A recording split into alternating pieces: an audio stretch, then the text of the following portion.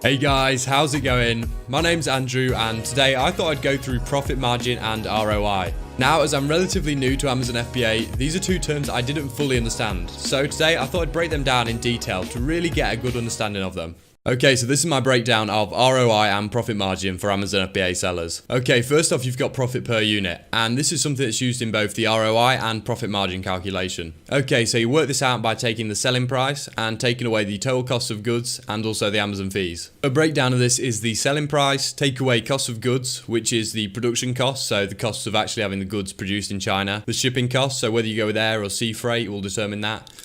Duties, and you also have to pay VAT of 20% on the production costs, shipping costs and duties. Also taking away the Amazon fee, so that's the referral fee, which is usually a flat 15% of the selling price, fulfillment fee and the storage fee. But you've also got to remember to take away VAT on Amazon fees because they don't actually include them in the calculations. So I'll just go through a quick example to illustrate this. If you've got a selling price of £14, cost of goods of £3.70, so that's the production cost, shipping, VAT, duties, Amazon fees of £4.15 and VAT on Amazon fees of 62p, then you're going to be left with £5.53 profit. So you just take the selling price and take away all the sort of cost of goods and Amazon fees. Okay, now for profit margin. This is just your profit per unit in relation to your selling price. So you just take your profit per unit and divide it by the selling price.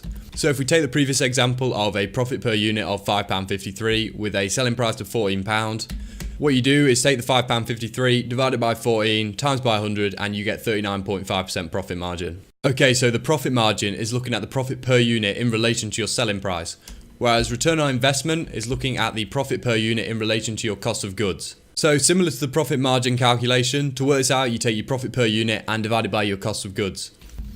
So there's two kinds of ROI that you can look at. There's real ROI, which is the profit per unit divided by the product cost of goods. So just looking at the cost of goods associated with the product. So that would be the production costs, shipping, duties, and then VAT on those three things. Then you have technical ROI, which also takes into account Amazon fees. So if you were to invest in a product and you wanted to know how much money you would get out to then reinvest in other products or invest in stock, then you'd want to use technical ROI because it will tell you the actual figure that you will get as a result of that investment. Okay, so let's find the ROI and profit margin for a real product. The products I'll use are these ultralight backpacks that I found in a product research video that I'll link in the top right if you want to go see that. So firstly, we're going to want to find out the profit per unit. So first of all, we'll take the sale price of £15, a unit cost of £3.50, and that's including VAT and duties, shipping cost of 50p a unit, and Amazon fees and VAT on top of those fees of £5. So we can now work out the profit per unit by taking that £15, subtracting the £3.50 from the unit cost, the 50p from the shipping cost,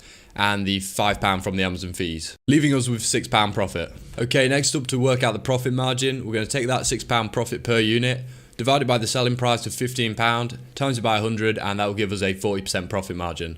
Next, for the ROI, we're going to take that £6 profit per unit, divided by the £4 cost of goods, times it by 100, and that will give us 150% real ROI. This is the real ROI because we've just accounted for the cost of the good and the shipping for the good. Whereas technical ROI, obviously it also accounts for the Amazon fees and the VAT on top of the fees. So in this case, we're going to do £6 divided by the £4 cost of goods, but also the £5 for the Amazon fees, giving us a 66.6% technical ROI. Okay, so both the profit margin and ROI tell you very similar things. But in terms of which is more important for an Amazon FBA business, I think it can be broken up into two different kinds of people. Firstly, there's people not looking to invest in more products. So these are the kind of people that just want to have one, maybe two products that just pay them a nice bit of passive income, and they're going to use this just to pay bills and just general expenses. And for these people, I think profit margin would be a better metric to look at. Whereas for those looking to scale and reinvest all their profits into their business, then I think ROI would be a better metric to look at. Because this tells you for every X pound you put into a product,